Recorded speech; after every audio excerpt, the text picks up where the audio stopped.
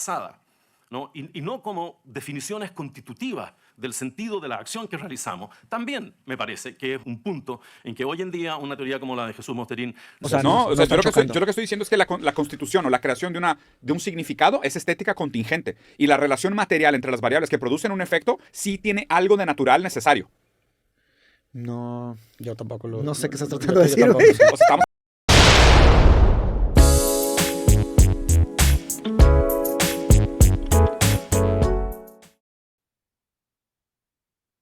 Algunos filósofos tienen una forma de escribir y expresar sus ideas que puede resultar complicada de entender. Aquí algunos ejemplos de filósofos conocidos por su estilo denso y terminología técnica. Georg Wilhelm Friedrich Hegel. Su trabajo es notoriamente difícil de entender debido a su estilo abstracto y a menudo prolijo. Términos como dialéctica, espíritu absoluto y fenomenología son centrales en su obra. Martin Heidegger. Su obra es famosa por su complejidad y el uso de términos únicos como ser en el mundo. Su obra magna, Ser y Tiempo, es un gran ejemplo de su estilo complicado. Jacques Derrida, fundador del deconstruccionismo. Derrida utiliza un lenguaje muy técnico y a menudo inventa palabras para expresar sus ideas. Su obra puede ser especialmente difícil de seguir para aquellos que no estén familiarizados con su terminología. Immanuel Kant. Su crítica a la razón pura es conocida por su lenguaje denso y conceptos complicados como la cosa en sí, nuómeno y fenómeno. Sus escritos requieren una lectura atenta y cuidadosa para desentrañar sus significados. Por otro lado, hay filósofos que van de lo oscuro a lo claro. Este es el caso de Arthur Schopenhauer.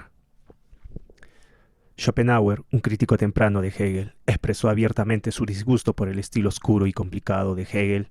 Recordemos que Schopenhauer era conocido por escribir de una manera clara y directa. Consideraba que la filosofía debería ser entendible y accesible para todos.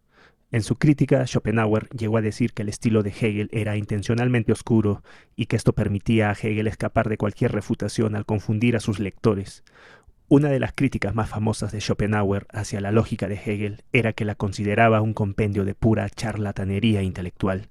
Schopenhauer también criticó severamente la idea de la dialéctica hegeliana y la creía vacía y sin sentido. Este enfrentamiento entre los dos filósofos se reflejó incluso en el entorno académico, ya que ambos competían por la atención de los estudiantes en la Universidad de Berlín. El choque entre Schopenhauer y Hegel se interpreta hoy en día como una muestra de cómo los enfoques filosóficos pueden ser radicalmente diferentes hasta el punto de ser incompatibles. Yo lo que estoy diciendo es que la constitución o la creación de un significado es estética contingente y la relación material entre las variables que producen un efecto sí tiene algo de natural necesario. No, yo tampoco lo... No sé qué estás tratando de decir, güey. El uso de conceptos y terminologías que hacen del texto un ente abstracto puede resultar muy complicado para el análisis y la transmisión de la idea. Dentro de los círculos académicos esto puede resultar válido, ya que quienes están inmersos en estos temas están familiarizados con los conceptos. Aún así, a veces estos pueden resultar muy complicados, como es el caso del intercambio de ideas entre el filósofo español Jesús Mosterín y el licenciado en Ciencias Jurídicas y Sociales chileno Antonio Bascuñán. Jesús Mosterín hace referencia a una frase de Ortega y Gasset: la claridad es la cortesía del filósofo. O también citando a Goethe: me declaro del linaje que de lo oscuro a lo claro aspiran. En el caso de Rusarín, como fiel admirador de Hegel y su tradición por oscurecer conceptos, la pregunta cae de madura: ¿es necesario oscurecer los conceptos y las ideas en un ámbito para nada académico como lo es YouTube, donde la mayoría de personas que siguen estos canales y a estos influencers no están familiarizados ni con los conceptos ni con los términos abstractos y complejos que suele usar el influencer? La idea sería aterrizar estos conceptos, pero al mismo tiempo se corre el riesgo de tergiversarlos.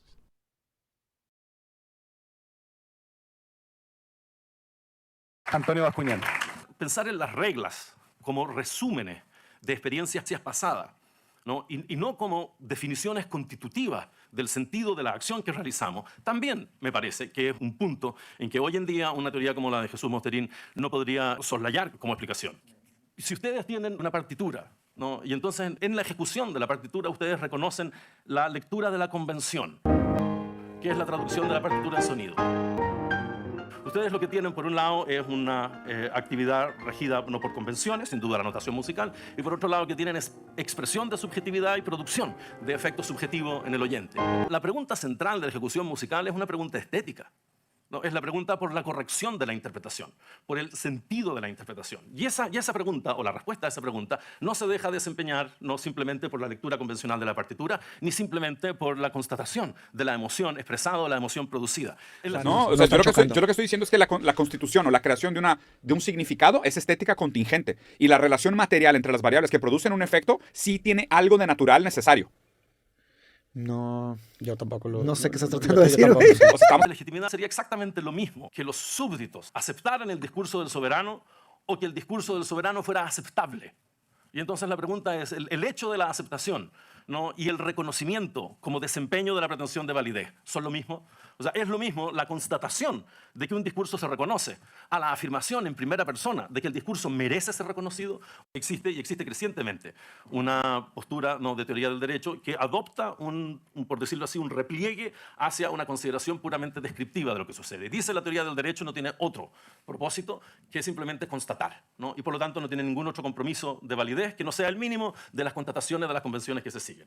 Pero la verdad de las cosas es que esa teoría del derecho lo que hace es que renuncia a lo que siempre ha hecho la teoría del derecho. Y lo que siempre ha hecho la teoría del derecho es intentar acreditar, ¿no?, ante el mundo una pretensión de corrección que está entablada también en el derecho. Y yo quisiera terminar mi intervención haciéndole una pregunta a Jesús Mosterín en relación con esta idea. Supongamos que lo que caracteriza al punto de vista no monoteísta es, uno, una afirmación incondicional del sentido del mundo, ¿no? Y eso significa que la propia biografía tiene sentido. Uno tiene sentido en su existencia porque el mundo tiene sentido en su existencia. Yo diría que eso es Dios. La asunción de Dios como premisa es eso.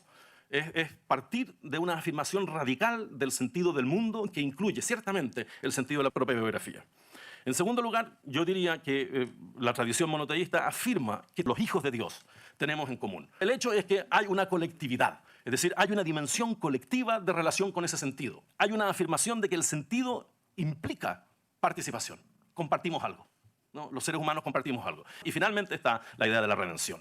Es decir, la idea de que nuestra existencia actual es radicalmente insuficiente y que tenemos una promesa de superación de esa insuficiencia. Y yo diría que los liberales, desde luego, no comparten el tercer punto. Los liberales tienen más bien una idea, ¿no?, de que el presente es pleno. Y esa es una idea pagana. Jesús Mosterín, al final de su libro, nos dice, la vida es un hecho improbable y precario, ¿no? Uno no debe partir de la vida como algo obvio. Lo obvio, permanente, es la muerte. Pero la pregunta es, ¿por qué se realiza con la muerte? ¿No? Y la idea que tiene Jesús de que la muerte es una fusión de plenitud, ¿no?, con el cosmos, a mí me parece que es el último residuo de su cristianismo. Muchas gracias.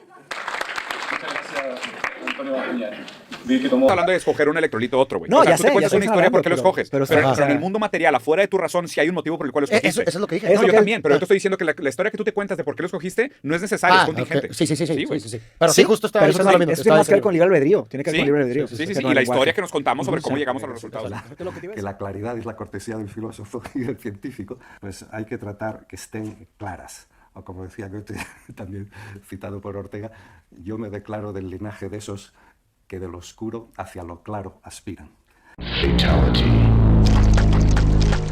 Yo creo, Jesús, que usted ha incurrido aquí en lo que los analíticos denominan no una contradicción performativa. O sea, por una parte ha tratado mi comentario de retórica que oculta la falta de sentido y por otra parte ha tratado su respuesta como un probable malentendido por el cual se excusa. O sea, o lo uno o lo otro. Bueno, yo en principio muchas veces no entiendo las cosas, o sea, no te crees que lo entiendo todo. Y entonces, si te digo que lo que has dicho, pues una parte, la mitad no lo ha entendido, pues es porque es así, no es ni una defensa ni un ataque, sino simplemente porque es así. Para decirlo entonces en términos que sean más comprensibles. O sea, yo lo que estoy diciendo es que la constitución o la creación de un significado es estética contingente. Y la relación material entre las variables que producen un efecto sí tiene algo de natural necesario. No, yo tampoco lo... No sé qué estás tratando de decir, güey. O sea, Lo que yo creo que jugar a Popper o Albert hoy en día es insuficiente porque es superficial. O sea, uno necesita hacerse cargo de la objeción de Winch a Popper, uno tiene que hacerse cargo de la objeción de Habermas a Albert, uno que tiene que hacerse cargo de las objeciones de Frankfurt a Berlin en la teoría de la libertad negativa y de Taylor a Berlin en la teoría de la libertad negativa. Y eso es básicamente lo que yo dije. Tener una presentación liberal o filoliberal basada en la relevancia epistémica de la distinción entre hechos y decisiones, es hoy en día insuficiente, por superficial. Es estética contingente. A mí nadie me ha dicho que venga aquí a citar autores y a empezar a decir que si no sé quién, que si el otro, que si uno y el otro. Yo no he citado a nadie, o a casi nadie, excepto Hume y tal, o no sé qué, pero no entiendo bien a cuento de qué yo iba a citar a Popper, ni entiendo muy bien por qué lo citas tú. Es decir, me parece que hay en la cultura, en fin, de los países latinos y tal, a veces una tendencia exagerada al citismo, como si uno estuviera preparando unas oposiciones en la universidad y quisiera hacer méritos a base de citar a muchos autores. Es estética contingente. No hay que citar a los autores. Esto de citar a 20.000 señores, pues no aclara para nada las cuestiones. Pero incluso si queremos hablar de otro tema como del monoteísmo, pues ¿a qué viene a hablar de Popper y a qué viene a hablar de ningún otro autor, de Albert o de lo que sea? Se puede hablar de ellos, porque son muy interesantes, estoy de acuerdo, a mí también me gustan, pero ¿a cuento de qué vienen aquí? No, es estética contingente. No confunda las cosas, las está confundiendo usted. La discusión sobre el monoteísmo y paganismo fue introducida al final como una consideración provocativa por lo importante que es no pensar que la religión es ajena a la discusión que estamos, sino que estamos también en una discusión que es apropiación secularizada de contenidos que hemos heredado de las religiones. Esa es su función. La cita no es cita, sino que es simplemente una referencia abreviada a una idea. Y las ideas de Popper y Albert subyacen a su distinción entre naturaleza y convención, ¿o no? No, en primer lugar, a mí la diferencia entre naturaleza, por amor de Dios, una cosa, la diferencia entre natura y convención es de los estoicos, no es de Popper, joder. Es estética contingente. Pero claro, es que el capítulo quinto y primariamente de los cínicos. Espera, son las 9:20 de la noche, es muy interesante la discusión, hagamos una cosa, dejemos hasta las 9:30 y las personas que se tengan que ir por la hora pueden hacerlo ahora y vamos a cerrar a las 9:30 sí o sí. ¿Cómo que se va? Es estética contingente.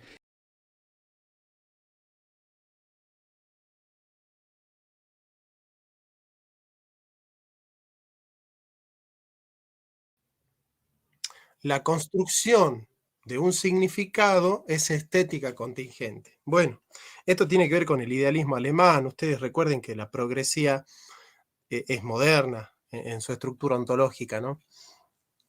Recuerden ustedes que para Kant el mundo que el sujeto conoce es el mundo que el sujeto construye a través de del sujeto trascendental. El sujeto trascendental tiene los a priori trascendentales, que son las formas puras de la sensibilidad, el espacio y el tiempo, en las cuales se enmarca la triple síntesis, y el sujeto trascendental propiamente dicho, que se estudia en la analítica trascendental, que son las categorías del entendimiento, que sintetizan el dato contingente de la exterioridad, que tiene elementos naturales, qué sé yo, por ejemplo, yo conozco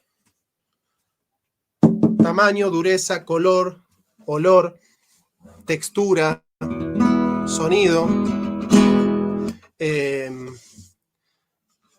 y las conozco a través del espacio, que es la coexistencia de hechos, y el tiempo, que es la sucesión de hechos. La coexistencia y la sucesión las pone las formas puras de la sensibilidad, es decir, es un aporte aestético del sujeto. ¿Qué significa aestético? Estético viene de aistesis. Aistesis significa sensación.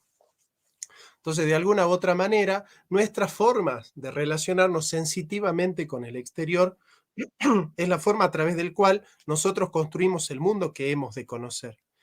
Entonces, la construcción del mundo es estética, para Kant necesaria. Estética necesaria, ¿en cuanto que necesaria? En cuanto que es una forma a priori de la sensibilidad. No está disponible a la voluntad, es necesaria.